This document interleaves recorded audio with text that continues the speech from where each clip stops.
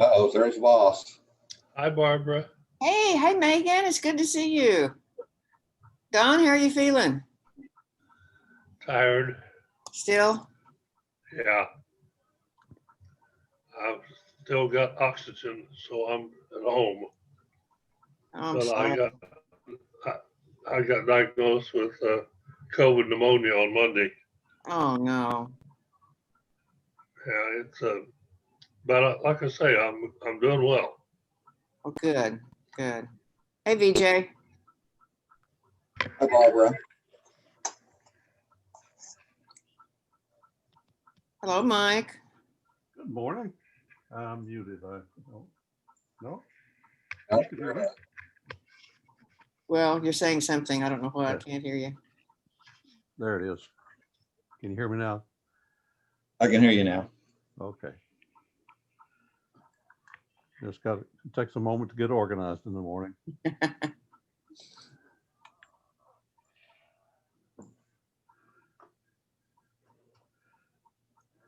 Barbara, did you know Tim Colwell? You know, I think I had met him once. He's somebody that I was in touch with fairly regularly because he was very helpful at Williams in getting support, financial support for Tulsa Air and Space Museum. I was really, really sorry to read that. Me too. He was such a good community person.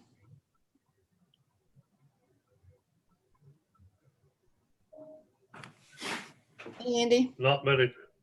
Hi, good morning. What did I just tail into that? Who is that you were talking about? Tim Caldwell, he worked for Williams. He died of COVID. He'd been in the hospital, I guess, 3 weeks with it. Tim did? Tim Caldwell, yeah. Oh my. Yeah, he was connected to a lot of people in the community. So Yeah. a lot of people very sad to read that. I'll bet you know him, Andy. Mm-hmm.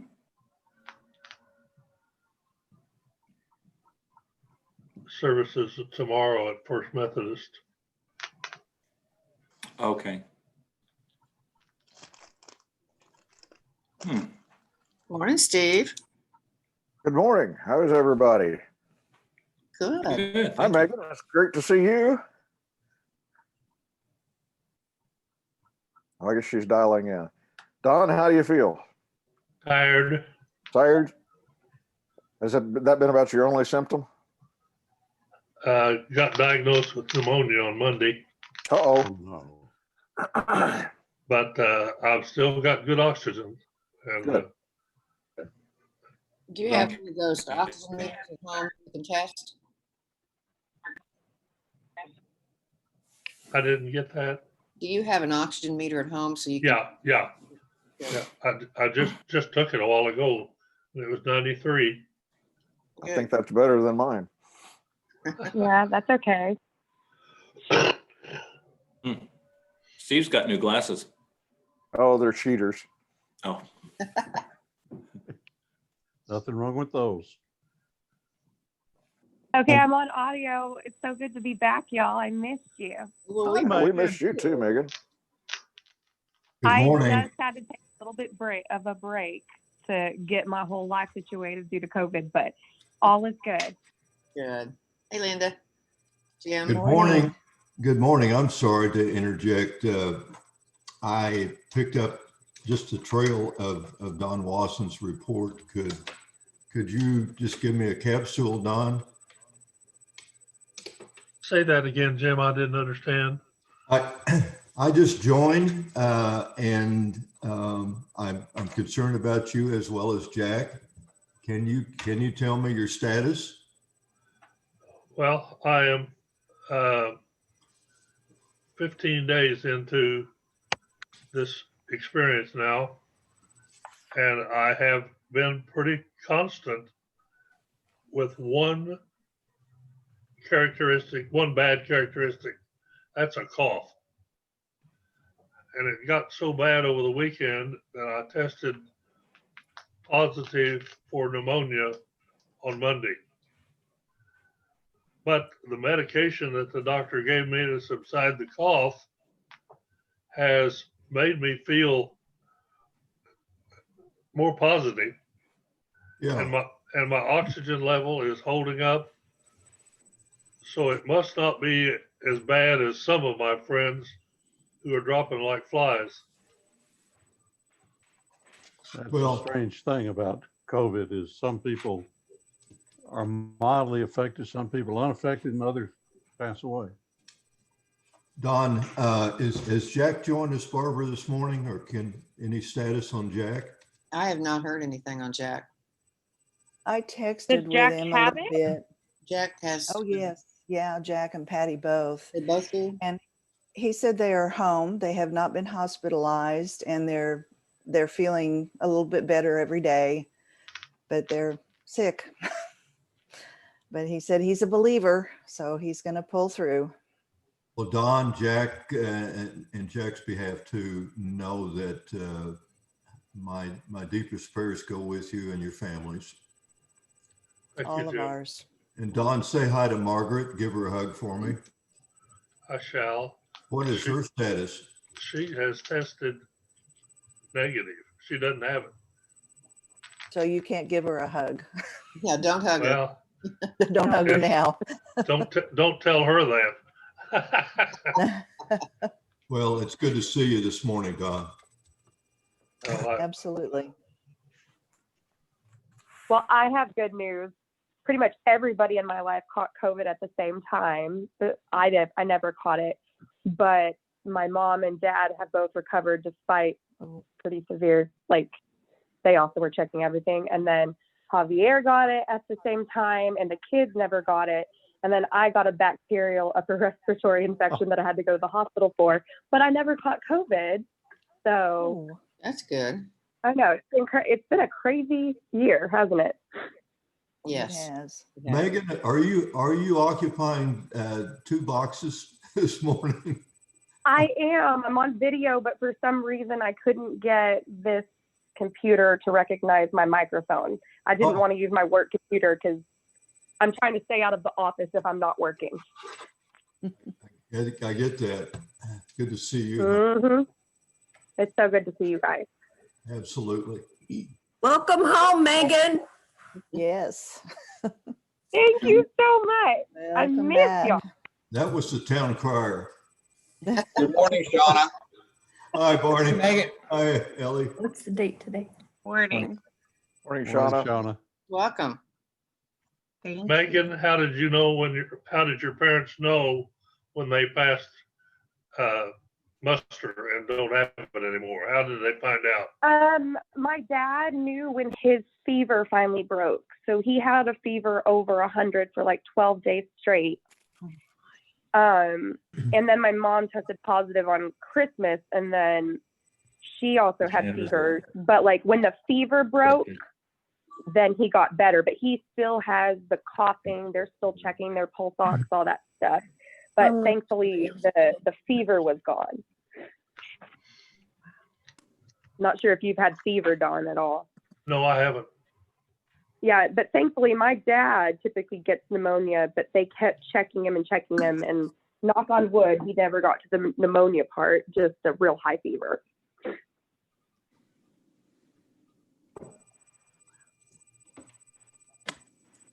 Bill Bowen. Good morning. Good morning. When you have a chance, would you check your email from me or Bill Law? Actually, the one from Bill Lawson. I have, and I just have not. I've been working, I've been sick, and so I've not had a chance to get back to you on it, but I will because I'm off the next few days. You? Are you sick? Not now. Oh, okay. Just under the weather over the weekend. Not COVID. We'll start here in another couple minutes. As soon as my clock starts chiming, I'll ding the bell. Hey, Laura, the lights are out in your place. Morning, Kurt. Hi. Laura's in the dark shadows. I think Kurt and VJ are in the same warehouse together. The Witness Protection Program. Yes. David, I call him 2448. Hey, Jim Connors, good morning. 9:02 though, right? Unmute here. Good morning, 9:02. neighbor. 9:03. How's your Rotary Club down south, Jim? I haven't talked to them since just before Christmas. They think they're meeting online, and but so far they've all escaped. So that they've had it in our park where we stayed in That's there. Megan Winder. Yeah. What are they going to do down there about the 9,000 Hondurans that are approaching the borders? They don't spend any time down there. They just go right on across and gone. The valley is one of the safest places in the United States. Boy, their boots were on the ground, I think, on November the 6th.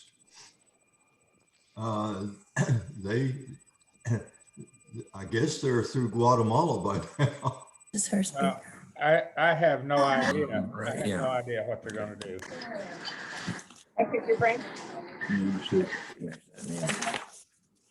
Laura, do you have any heat in the camper? Yes, we have a little propane heater. Good. It's toasty in here. Okay, we're gonna start. My clock is gonna start in just a minute. We'll just go ahead and we'll ding the deal. Let me share my screen. And Your speakers. BJ is our Rotarian of the day. So BJ, you want to kick it off for us? Well, If everybody go on mute, please. Except VJ. except for me. Okay, it's you. Okay. Once again, I want to encourage everyone to think about the first responders, the doctors, the nurses, the people who have to go out and deal with a lot of the people who have COVID. Not only just COVID, remember there's babies being born this time of year also. I mean, they're being born every day. There's people having car accidents, heart attacks, all kinds of things that are still happening besides COVID. And those first responders and nurses and the hospitals are having to deal with all of that all at the same time. So when you're thinking about people this morning, we're just going to have a moment of silence. Just think about those people that are putting their lives on the line every single day to try to help keep us alive. So let's take a few seconds and just have a quiet memorial for them.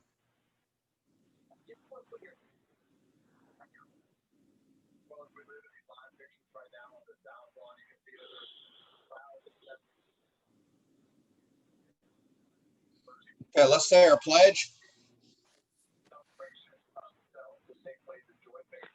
I pledge allegiance to the flag of the United States of America and to the republic, one nation under God, indivisible, with liberty and justice for all. Turning it back over to you, Barbara.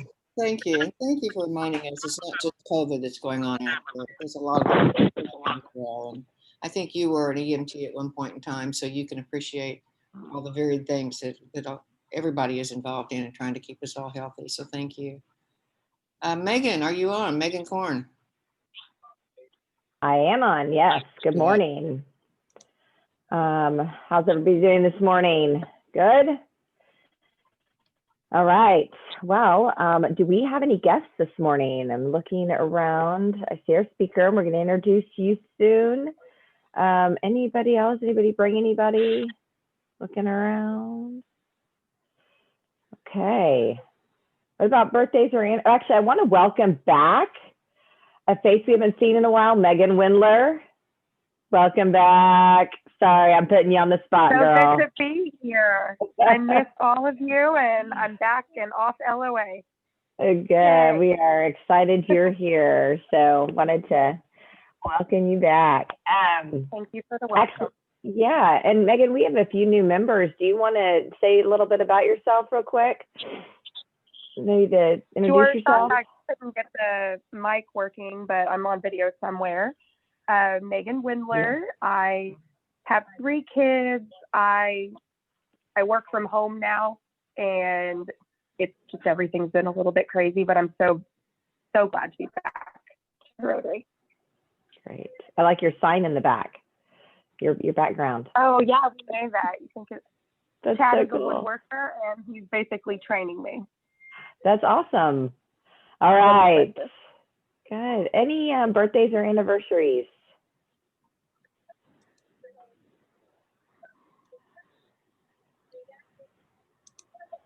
Oh, there we go. Andy.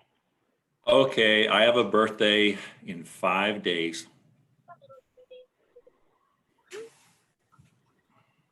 Five days. Well, happy birthday. Happy birthday. Happy All birthday. right. Any other birthdays, anniversaries? Okay. All right. What about happy bucks? Who's happy this morning? I have one. All right, Linda. I finally, after spending hours punching buttons on this computer, Eric and I got our appointment for our vaccination, and we're happily driving down to Idabel, Oklahoma on Friday. Oh, no. It is pretty down there. Wow. Well, I'm glad you got an appointment. I learned a lot about the system this week getting my parents' appointments. So Yeah. we're headed to Okmulgee today to get my mom's vaccination. So, all right. Anybody else? Tamara. And I'm going to say something real quick, Tamara. If someone, I can hear background noise, like a TV in the background. If everybody can go on mute, that would really help to not have that background noise. Thanks. Okay, Tamara, go ahead. So I have a happy buck. Patrick started school Tuesday, and he was supposed to be all online, which is not his choice of learning. And this is at OSU. And he got one class where they did a survey and they asked if the kids wanted to meet in person. And so he has one of his classes that's in person. So we're very happy about that. Wow, good. Good. All right. Some in-person aspects are good. All right. Mark Welty. Hey, good morning. Got back from the triplets in Georgia and Jude, the new baby. Their birthday was Monday. And we actually shot a little video, and they were on the Today Show Monday morning when they do birthdays on the national TV. So that was pretty wild, but trying to get the triplets sit still for that little video was very interesting, but we had a good time. I'm glad I'm back. My wife's still there, so they're surviving. Wow. Well, that's so fun. I hope you recorded it. Okay, Carolyn. Yes, I've got a happy buck. I see that Kirk Glasgow is on the call, and I understood he had COVID, so I'm really glad to see him back today, and that looks like he's doing all right. And then also I talked to Jack Freeze, and he has COVID, he and Patty both, and he's doing okay. So I'll probably talk to him again this week, but I'm real glad to hear that because it just scares me to death when somebody as old as I am gets it. Definitely. Well, yeah, let us know, or we'll keep on, people can check in on Jack Freeze too. Thank you, Carolyn, for the update. Kurt, we're glad you're well and back. That's great. All right, Jim Milburn. I saw a hand up. I was waving at Kurt just to see him vertical. Everybody waved to Kurt. So. All right. Anybody else? Looking. If I don't see you, just go off mute and talk. Okay. All right. Well, I will move on then to the joke. All right. Pay attention. 3 writers, Al, Ben, and Carl. They're attending a writing conference, booked a room on the 75th floor of a hotel. That's pretty high. When they arrived back at the hotel from their conference, the receptionist told them, "I'm terribly sorry, but the elevator is broken. In the meantime, you will have to take the stairs." So now Al was a writer of funny stories, and Ben was a writer of scary stories, and Carl was a writer of sad stories.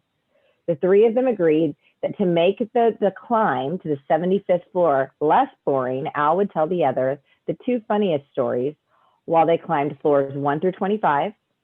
Ben would tell the scariest stories from floors 26 to 50, and Carl would tell the saddest stories from 51 to 75. So they started climbing the stairs. Al started to tell funny stories, and they were laughing by the 25th floor. And then Ben started telling scary stories, and they were all hugging each other in fear by the 50th floor. Then Carl started to tell his sad stories. He said, I'll tell my saddest story of all first. They're on the 50th floor. There was once a man named Carl who left his hotel room key in the car.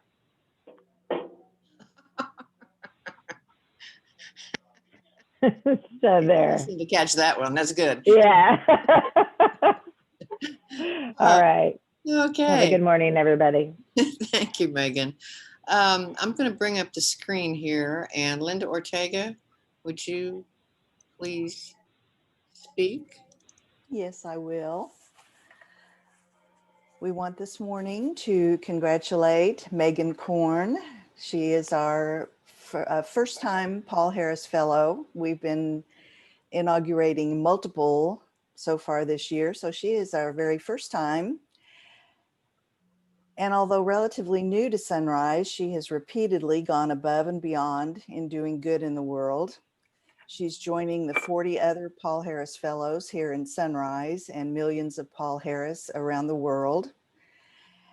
And with your help, Megan, Sunrisers have now given over the years over $700,000 to Rotary International, which has multiplied, gone around the world doing good, and back again to our district and our community. You'll likely never meet the children, women, and men who benefit from your generosity, but on their behalf, I offer a sincere thank you. And thank you, Megan, for using your time, talent, and treasure to enhance the life of others, and also for involving your family in this. I know they have been with you on several service opportunities. Your generosity means so much to so many. On their behalf of the club, the district, and our foundation's trustees, I thank you and I welcome you to begin your journey as a Paul Harris Fellow. For being a Paul Harris Fellow is not a destination, but a journey. And hopefully Barbara and I can bestow your pin upon you soon. And please wear it with pride in honor of all the lives that you touch with your generosity. Everybody, please join me in a round of applause for a Paul Harris Fellow who continues to put service above self. Thank you, Linda. And Megan, I think maybe at the board meeting, we'll be able to award you your pin. So you'll get that pretty soon. It's already come to my house, so it's waiting for you. All right. Thank you. Thank you so much, Linda. Thank you, Linda. Next, Stan Grogg is in charge of gathering up all the donations. We've had a conference call with his committee and determine where the money's going to go once we get it all in. Stan, do you have anything you want to add to the screen today? For those of you that have not contributed yet, I'll be putting in $25 that I hope you match for each member of the club that has not yet contributed. So we got 100% participation that I can tell Don's family that the Sunrisers are 100%. So please contribute too. Okay. Thank you, Stan. Yes. Okay, last week, Ellie and Barney, again, they have the sharpest eyes in the world. They actually, excuse me, they found the typo or the error in the fundraiser. Excuse me. So go back and look at your fundraiser right now. And if you see or catch the correct error, can an error be correct? If you see the correct error, then go to the chat room and tell me what it is. And you could win the $5 Starbucks gift card. So Ellie and Barney are racking them up. So maybe somebody should beat them out of it this time. Okay, glasses. Again, if you want to deliver glasses over to MSNI, they have somebody who's staffing it there Tuesdays or Thursdays from 10 to 2. So I know I have a little sack of glasses that I haven't gotten over there yet. That's Gifty's project for Gathering Hearts. And Ellie. Pot of gold, Miss Ellie. All right, I have a bucket here with some names in it. Everybody see the bucket? Okay. I'm not gonna look. And it is Ellie Tonquist. No. No, it is Bill Lawson. Hey, hey. Wonderful. Okay, I'll bring the screen up for you, Bill. And these are the numbers. We have a whole new slate. We have a whole new deck of cards. 29 was picked last week, so you pick a number. 17. 17. 17. Okay. Hold those up. A second. Here's number 17. It is not the Joker. I'm so Always sorry, got- Bill. Always try to pick my age. Yeah. Nice try. We'll do it again next week. Okay. Here's our chart that I do every week, bring you up to date on where we are with our COVID numbers in Tulsa County. Slightly, a little bit better this time than they were before, but not good. You missed the chart. Oh, am I not on the right one? Hold on. What did I do? Not do it right? Oh, I picked the wrong one. Is that not correct? Do you see that one? That's the right one. Okay. Thank you. I must have had two open. Thank you. Okay. VJ, does anybody have any other comments or announcements they'd like to make before we get into our program today? Speak up if you do. I'm urging everyone to get their dues in. We've still got a number of people that haven't paid their dues. It's only $130. Okay, get your dues in, send them to Mike or send them to the district office, either one. Barbara, we have a foundation meeting at 6:30 on Zoom tomorrow. Okay. Anyone who wants to join in? Do you need me to set that up or does somebody else have a Zoom ability to set it up? I'm going to need to get that ability, so it's kind of a tricky thing, but I think I'll let you know and you can send it out. Okay, let me know and then I'll send it out and then I'll be up at the late, but I can start your meeting for you. And then I won't pay any attention. I'll go do something else. I'll have happy hour or whatever. Oh, gee, you can join us on the meeting. Thanks. Okay, Thank VJ. you. And yeah, Don? Are you ready for me? Yes, I'm ready for you, VJ. Okay. Real quick, I got a joke I need to ask Barney. You're an Irishman. Barney? What do you got? What do you call a bulletproof Irishman? What do you call a what? A bulletproof Irishman. Bulletproof. I don't know what. Rick O'Shea.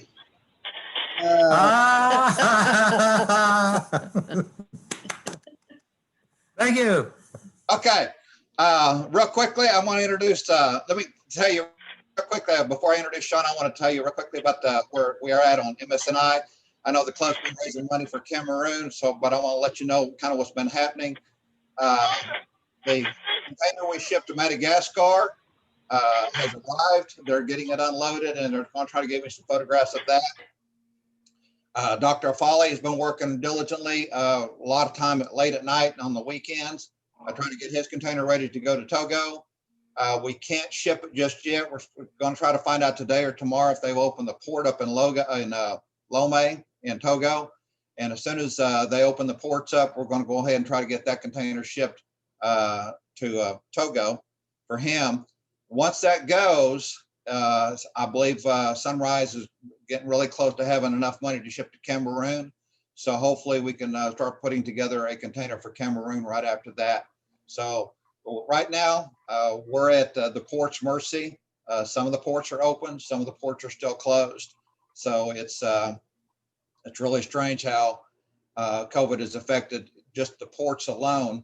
I know in LA, they've got them lined up out in the ocean. They're about 2 to 3 weeks behind trying to just get the containers into the port to get them unloaded just because they're backed up. It's as bad as it was a few years ago when they had the port shut down here in the States because of the union strikes. But that's kind of where we're at with that. Let me get on to Shauna so she'll have plenty of time to talk. Shauna is was the president of the TCTA, the Tulsa Classrooms Teacher Association. So every year the teachers get together, they talk about their contracts. The TCTA is kind of like, would you call it the union of the Tulsa classroom teachers? So they're the ones who try to take care of the teachers. And I wanted her to come and talk because every time you turn on the news, what do we hear about? Kids are not in school. Kids are having to stay at home. There's a challenge staying at home. Kids are back in school. There's a challenge with being back in school. So I wanted her to come and sit and visit with us and tell us what's happening with the schools. I don't believe she's the president this year of, are you still the president of TCTA? I just became the president in July. So she'll be president this next year. So she'll be the one who'll be, you'll see a lot of her on the news talking about the schools and the school system and the kids. So here's Shauna. If you want to read her bio, it's in the newsletter. We have 2 guys that work really hard on the newsletter. So I'm not going to read it to you. I'm going to let you read it yourselves. Thanks, VJ. And I want to say thank you guys for having me so much. I have never left a Rotary meeting feeling down. I always leave feeling better than when I got there, and so appreciate the servant's heart behind Rotarians. And as a high school speech, drama, debate teacher, when I was in the classroom, because my position right now is full-time release, so this is my full-time job. And when I'm done with it, I will go back to the classroom. But my kids and I always participate in the 4-way test. I love it. I love what it teaches them, and really have a deep appreciation for y'all. So thank you for having me. I have been the vice president of TCTA since 2014, which is also a full-time release job because we're the largest local association within the state of Oklahoma. That's just how many members we have, which makes sense because Tulsa Public Schools has so many teachers. We don't bargain for support or admin in my local, and the way that we work, you have different locals all over the state, and then the state affiliate and the national affiliate. So within my role as TCTA president, we bargain all the rights and working conditions of teachers, which of course affects students because students' learning conditions are teachers' working conditions and vice versa. So we do that. And then we do really anything we can to help. For me personally, I have a deep commitment to the Lord and like to really serve people in action, not just in word, which I know reflects throughout Rotarians everywhere, everyone that I've met that's a Rotarian.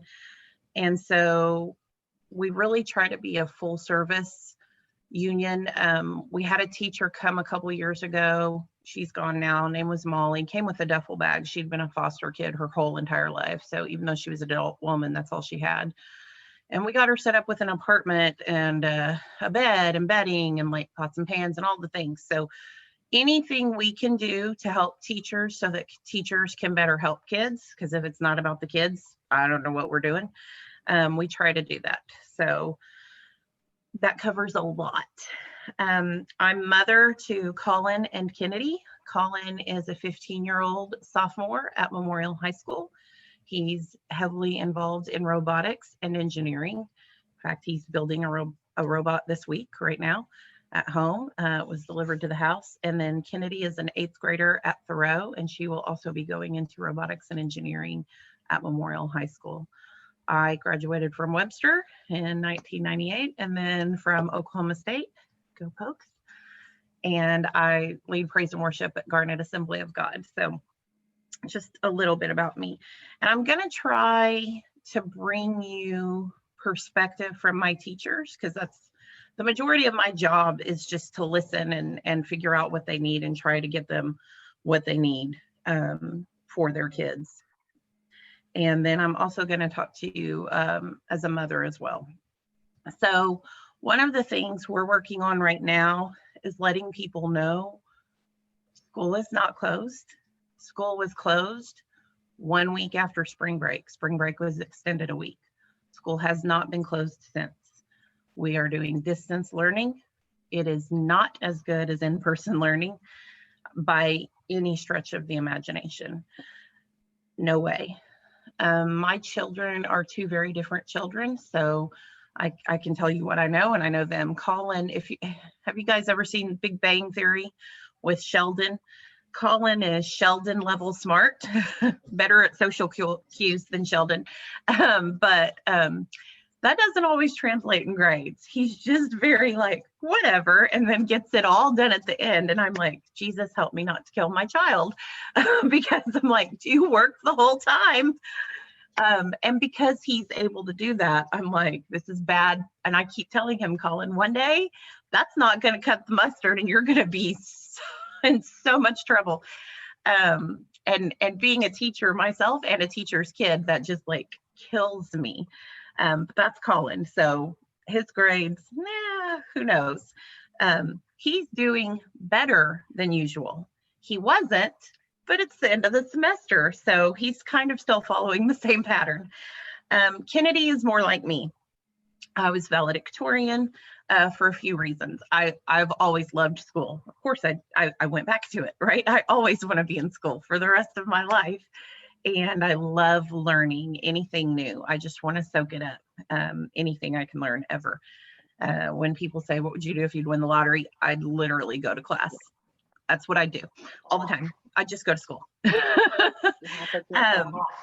But I'm also competitive. So I was valedictorian and grades and things of that nature. They matter to me quite a bit. My daughter, she takes after me on that.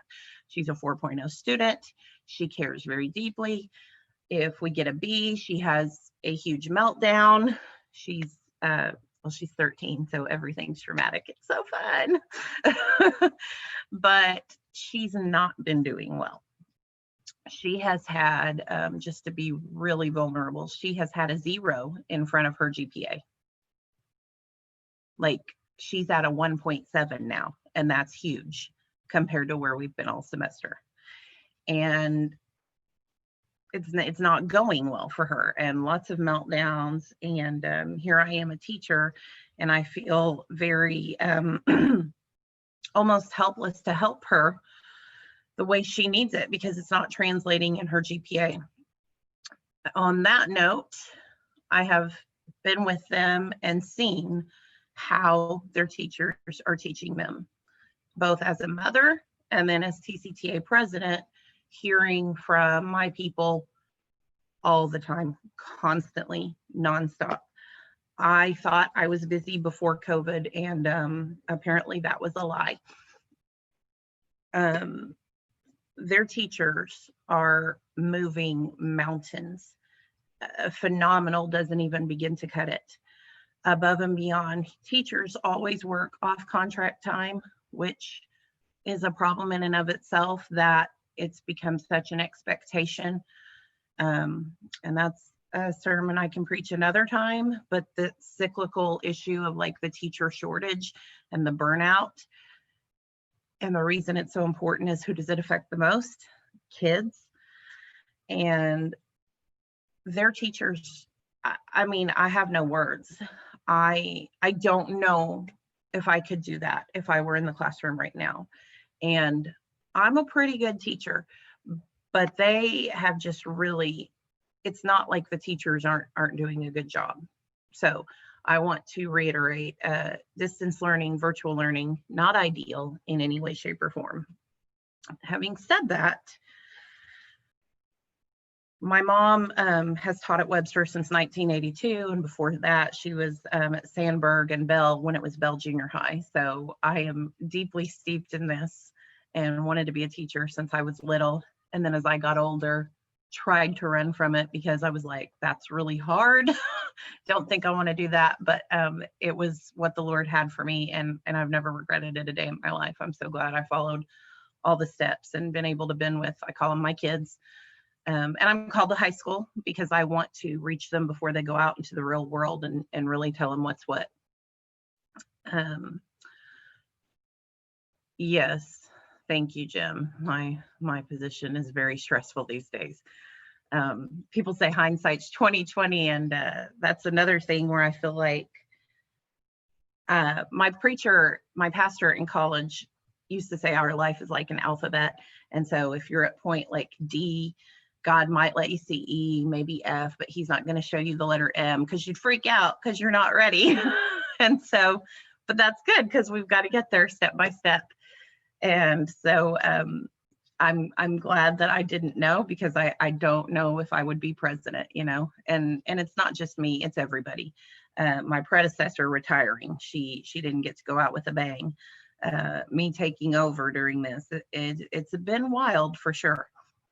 But my son, none of us have had COVID, thank God. My son went into the hospital this summer, woke up one morning and just this absolute sense of dread, and just intuition and the Holy Spirit just telling me like something's really wrong. And he had had a couple of stomach issues that we couldn't figure out.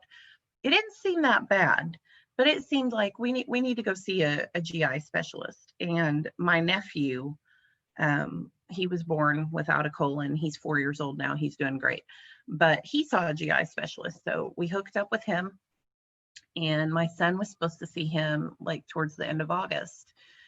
And on June 11th, I called the doctor and I said, we need to get in right now. Like, I'm sorry.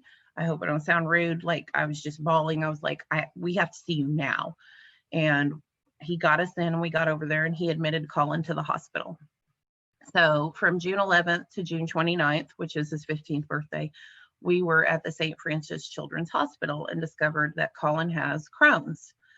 And his Crohn's was so bad, it had also caused sacroiliitis, which had moved his hip bone. And part of the reason we had no idea is Colin has this massive pain tolerance. So the doctor was saying he should have been in an enormous amount of pain, having had his bones move so much. And Colin just kind of shrugged it off like, oh, I slept wrong. So we've had that conversation. You have to tell me. And, you know, I'm his mother. So of course I nag at him. Like, I don't care if it's just a little nothing, you have to tell me. But having said that, Colin's on treatment. He's not in remission yet. We've had to add in 2 new prescriptions the past week and a half, but he's doing all right. If it weren't for COVID, he could lead a pretty full life, normal. Because of COVID, we are super duper extra careful because his doctor said he cannot get it, particularly while he's not in remission. He will die. He had hundreds and hundreds and hundreds of polyps on his intestines. And again, it was just God that they weren't complete holes. So I tell you that to tell you, if and when you see me on the news and I seem a little bit sassy, well, I'm always sassy, if I'm being honest, but I'm a mama bear. I'm a mama bear with my teachers and with their kids, and especially with my child, right? Both my children. And so that makes Kennedy and I have to be extra careful. We have an office across the street from the service center. It's a house converted into an office. And within that, we have our secretary who's out in the open.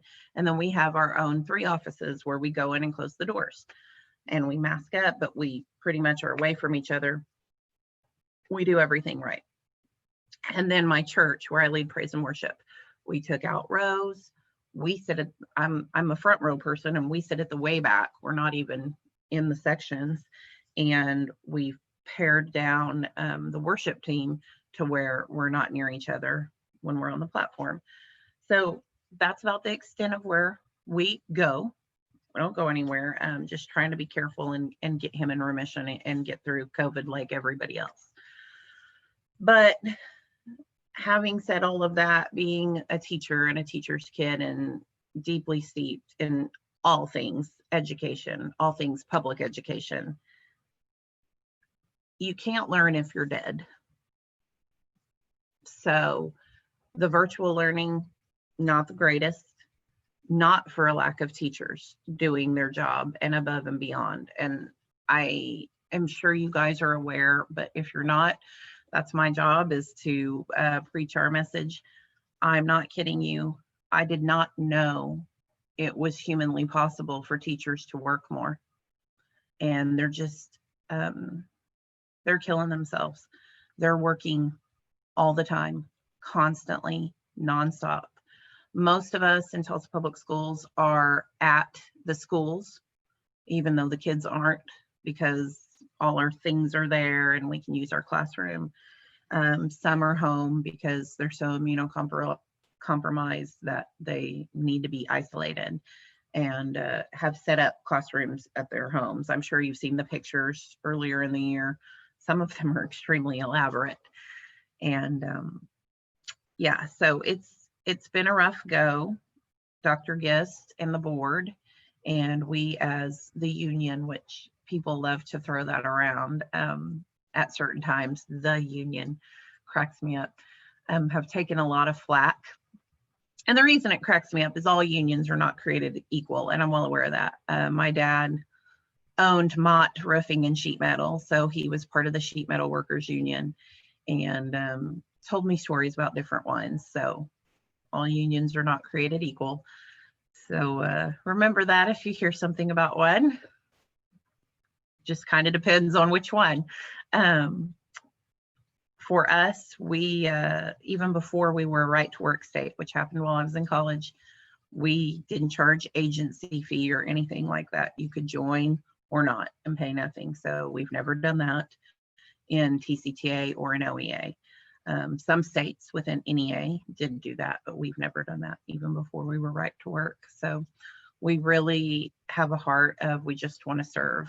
Teachers come to us and we also go to them. What do you need? And so a couple of years ago, it was all about like being more trauma informed. And thank God we did that work, because it's really paid off this year. And we had Barbara Sorrells, who is such a leading expert. And we had a 2-day event of professional development.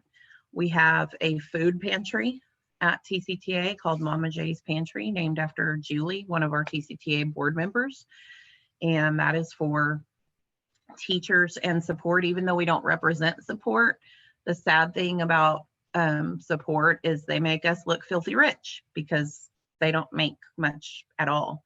And so that's open to them all the time. And people know they can just contact somebody at the office and let us know when, and we'll do that. Or the other day I gathered up a bunch of stuff and delivered to one of my members' houses for her teenage girls, because she's in the hospital with COVID.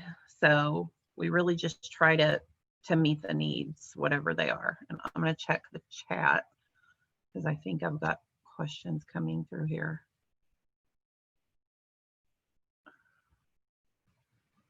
Okay, so Jim, you asked how well that Dr. Gist and we function as a team.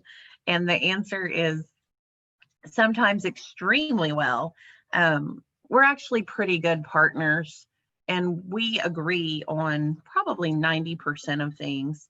And then on that 10%, we fight like sisters. We can go at it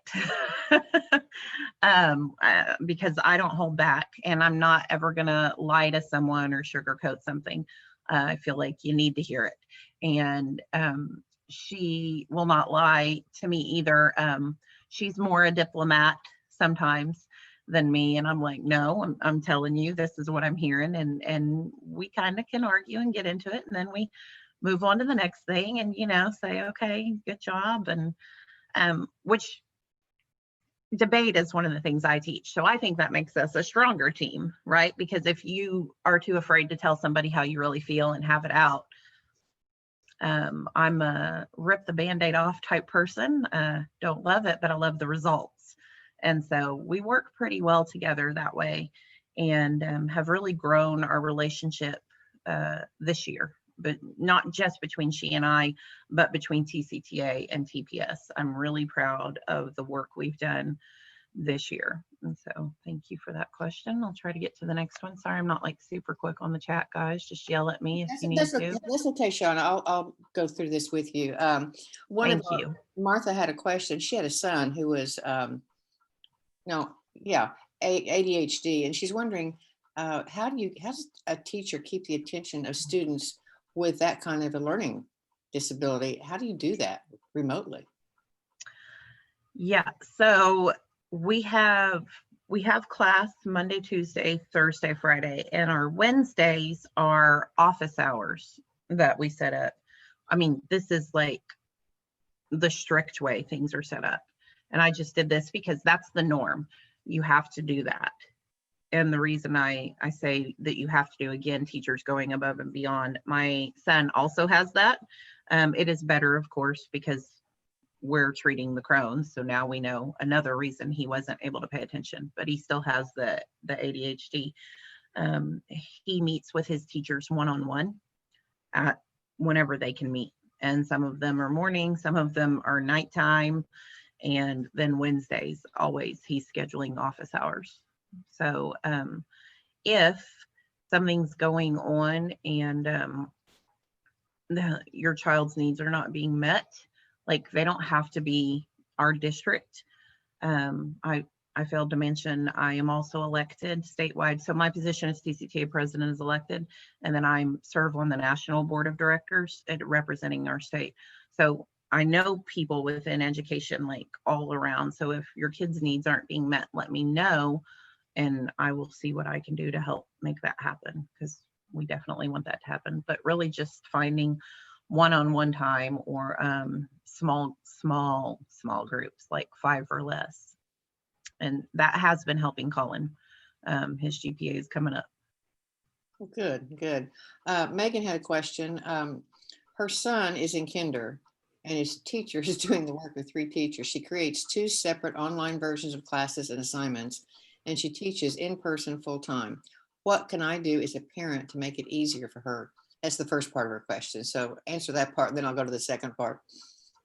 I'm going to answer it, but I'm also going to answer it with a question to you too as well, Megan. I would say the number one thing is to get her alone, whether it's Zoom or the phone, but like, I mean, really alone and isolated, not in front of anybody, not when she's running from one thing to the next, and make her focus and say, what do you need? You know? And then my question to you is, do you think she would tell you? Good point. The second part of the question is, what age were your kids able to start robotics, and what's the coolest thing they've been able to build? Well, they had some precursors to it. They did a little bit in elementary. Both of them are zeros, and we had bricks for kids. And Megan, I saw you talking, but I didn't hear you, so I apologize. But they did bricks for kids, which is kind of like Lego stuff, but sometimes they would put together little robots. And I encouraged it at home. I would buy little things like the tin can you can make into a robot.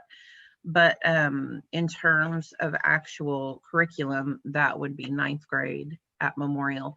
Well, unless you take Gateway, which is like the technology at Thoreau, but neither of my children do because they're zeros. So they only get one elective they get to choose, because their other elective, their mother forced them to take the Spanish immersion class. I was like, we didn't do that for nothing. So they can start it at Thoreau, but mine didn't get to. So they chose. Thank you, sir. I figured out how to unmute myself. One question, I'm so sorry she's a 2nd year teacher. So this is like her kind of first time doing all of this. And I'm the homeroom mom, but at this point, she's not even answering my messages. I think it's just too hard. Is there anything I could do to take something off of her plate? Because, I mean, I'm not even allowed to go into the school right now, but my son is going in person. Right. Does she have a teacher's assistant? No, it's basically me as the homeroom mom who's not allowed to go in. So thank you. Yeah, I would, because it kind of depends on the district and the school. and knowing the dynamics of the people there, what we can and can't do. But if you, let me put my email in the chat real quick, because I think I can figure it out to help you. Thank you. I'll definitely email you. I appreciate it. Yeah. And I'll put my cell phone number too. You guys can, if you call and I don't answer, you'll have to leave a message, but I'm a texter if you want to preempt with, this is so-and-so from Rotary. So, yeah. Perfect. Thank you. This You're is welcome. a question, and I don't know if it's in your area or not, but as a percentage, how many students are high functioning autism? Do you have any insight into that? I don't have the percentage with me. I apologize for that. No problem. And especially the high functioning part. Okay.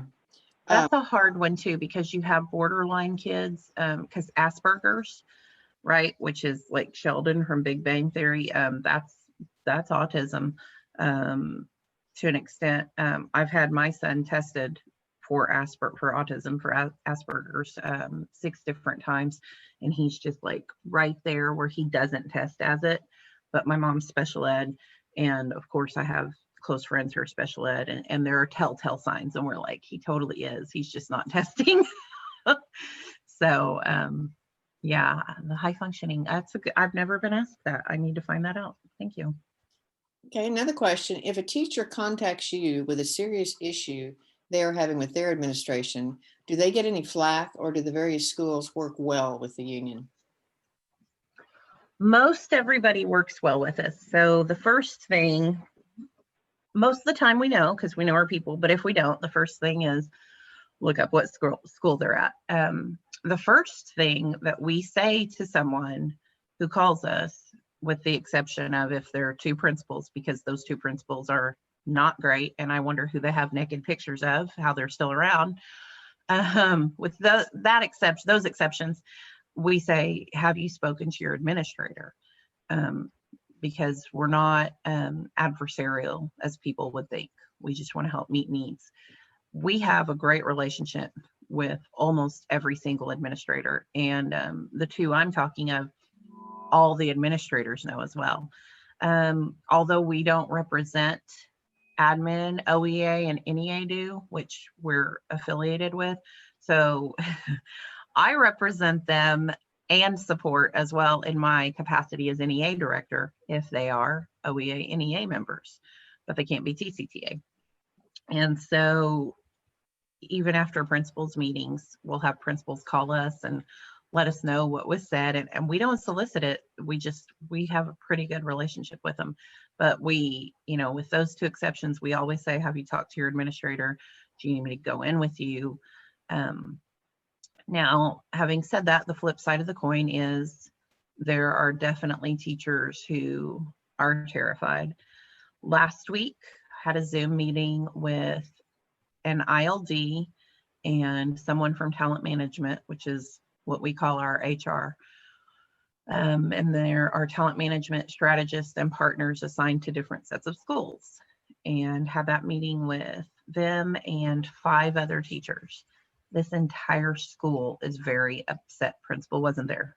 Principal is one of the 2 I'm referring to. No one else. I was amazed. We had 5 teachers. They are terrified of this person. Absolutely terrified. But because of TCTA, it is being addressed. And if not for TCTA, it would not be being addressed. And I was a paralegal before I was a teacher. So document. And I keep everything. Teacher, drama teacher. So that makes me a little bit of a hoarder. I'll probably keep more than I need to. But, and because I'm a drama teacher, my favorite principal that I followed from Hale to Memorial called me organized chaos, which is pretty accurate. So I may not know where it is exactly, but if you give me a minute, I can find it, because I definitely have it. And that includes emails and everything. I found something from 2014 last week, and I was like, oh no, I know what it said and I have it, and pulled it up, and I was like, there you go. So I hope that answered your question. We have a pretty good relationship with most everybody. How are the schools dealing with students that do not have internet? Are there like hotspots? Are buses going around with hotspots? I've seen that in some other news from other areas. Yeah, we've tried to do that, and the city has stepped up as well. And TCTA just wrote a grant to NEA. We're going to try to get money to help the city with their program as well, with pods of kids that come together and stay together. But yeah, we've tried to give internet, and then there's also the Cox system where you can get free internet if you don't make a certain amount of money. And then again, on the national level, because I lobby on the Hill, I lobbied for E-rates, which is getting internet into the hands of folks that otherwise might not have it. That is probably actually the most frustrating thing I've ever lobbied on, because one of our congressmen, he and I had just an excellent conversation. And I went to Webster, y'all, back in the day, Wrestling Dynasty. I can talk it. I love it. I'm a sports nut. And so is this congressman. So we're able to talk, and he's like, oh, you know Ernie Jones? And I'm like, he was my favorite history teacher ever, famous wrestling coach at Webster, then went to Cash after he retired from public. And then we start talking, like I'm there to lobby him about E-rates. And this congressman is telling me all the issues that he and his family personally have with Wi-Fi and internet and everything. And then, like, he's the poster child or poster congressman for this bill, and then goes and votes no because he sees it as a Democrat bill, which is just like, what? So we got a ways to go on some thinking here of like, what's the goal? Who do we need to help? I don't care about your party. I always say how I think of it is like how I think of denominations. When I get to heaven, Jesus is not going to say Baptist to the left, Assembly of God to the right, Church of Christ over there, don't talk to each other. It's not going to be like that. And so I kind of feel the same way about political party. We're Americans first and Oklahomans first. And I really have seen such a divide on issues like that, lobbying at the Hill. And so I say that to say it does matter, because had that passed, that would have helped us get internet into the homes of more of our kids.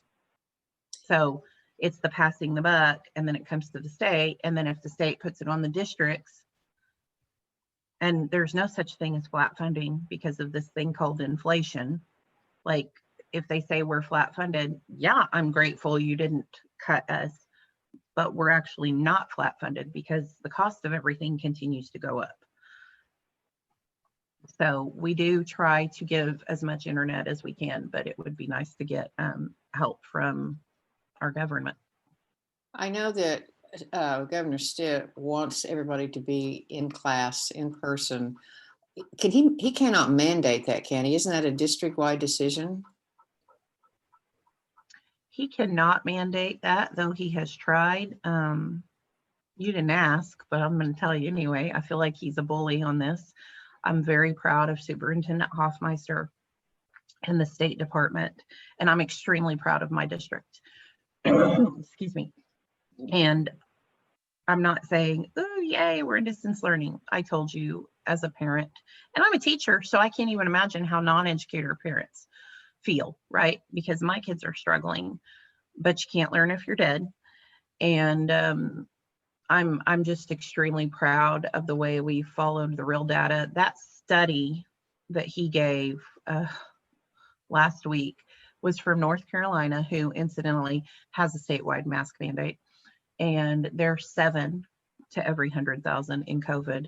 And we, at that point last week, were 133 to every 100,000.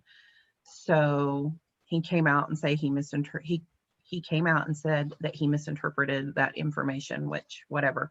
He cannot mandate that. And that's another issue we have, that local control seems to be the theme when it's convenient, but not so much when it's not. And I'm like, you either believe in local control or you don't. Are teachers being given priority? I don't know where they are on the list for getting the vaccine.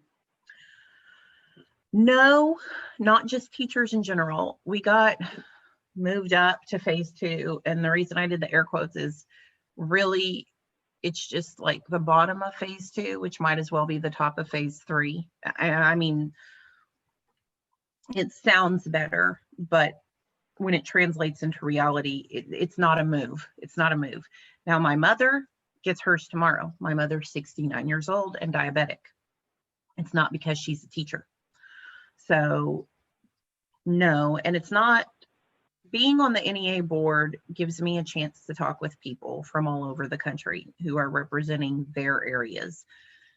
The way our vaccines are being rolled out in Oklahoma is so sloppy, messy. I mean, it's just, it's a shame. It's indicative of his lack of leadership. I don't know what else to say. It's just, it's not like this anywhere else. Well, perhaps when we get more of the vaccine, some of that will change. I certainly hope it will anyway. I hope so. Do you want to comment, or maybe it's not fair to ask you this, about EPIC's charter schools' impact on public education? Yeah, that's fine. Oh man. I talked about this last week and I don't know if I have the numbers in front of me. We lost money in Tulsa County. I have it. It's somewhere on my Facebook, but I post so much it would take me forever to find it. And EPIC gained money. I want to say 136 million, I think. Yeah, I was going to say 136 or 156. Yeah, something like that, where we lost like 31 million. Yeah. And so extremely upsetting is an understatement when the governor is on TV and online everywhere protecting EPIC, you know, getting rid of the state school board member that went against the governor's wishes. So it's like he's sending this message: if you disagree with me, you're gone. And then we, and when I say we, I don't mean just teachers, right? Like I co-founded PLAC, which is our Parent Legislative Action Committee in Tulsa. We, educators, parents, the community, did a great job of organizing to make sure the woman from Edmond with no experience was not appointed in his place. But he protects EPIC at every turn. And then he comes down hard on Tulsa for being in distance learning. And I'm like, dude. And we had a legislative breakfast, it was a Zoom last Friday, and the senator brought up, well, EPIC's been doing it longer and better.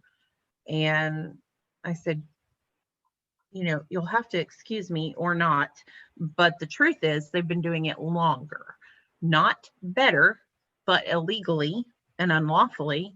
And it's like putting a third grade football team up against the New England Patriots. Not super fair. And I told you guys, I'm extremely competitive. That's not the problem. And I likened it unto playing basketball in high school. And Senator Rader was on the call too. And I really like Senator Rader. And I ran for Senate, just so you know, which he beat me, and that's fine. And the reason I ran was he authored a voucher bill and he kept bringing it up, and he brought it up last session during COVID. And I thought that was a monumentally inappropriate time to bring that up. Just letting you know. So, but I likened it unto high school basketball and also my race with the senator in front of God and everybody. I said, you know what? He beat me fair and square. No problem. Had he played really dirty and everything, then I'd have a problem. And it's the same when I played basketball. If you beat me, you beat me.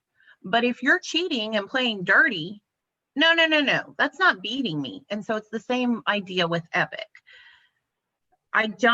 If EPIC is helping someone, like, my concern will always be for the kids, which is why my concern will always be for teachers, because teachers' working conditions are students' learning conditions, and you can't get away from that no matter how you try. But if it's helping children, I don't want to take that away from them. But they need to play by the same rules as everyone else and have some parameters, right? There are other virtual schools, and they're not in the news all the time for doing things illegally. and their kids aren't coming back to me all the time, super far behind. Because when I was in the classroom, I can't tell you how many kids I got back from Epic that were so far behind that I had to figure out something totally new for the entire group so that I could get that one-on-one time with that child, because otherwise they were just going to be left in the dust. Well, I appreciate your comments very much. We are at the top of the hour and we need to conclude. If you all have not looked on the chat, because that'll go away as soon as we sign off. If you want to send any more questions you have, it's to Shauna@tulsacoxmail.com. And I'm sure she'll be happy to answer your questions when you get a chance to get the note to her. And Shauna, we used to give coffee cups to people to thank them for coming to present, and I can't give it from my window to your window. So what we're doing this year is we are making a donation to Rotary International to Polio Plus in your name. So we do that for all of our speakers. So there will be a donation in your honor for speaking to us today. So thank you very much. Thank you so much. Thank you all for having me. It's been very educational. Thank you. Okay, my closing comment today, and this is from Mahatma Gandhi: be the change you want to see in the world. So with that, we are concluded, and we'll see you all next week, same time, same place. Thank you. Have a good week. Thank you. Bye.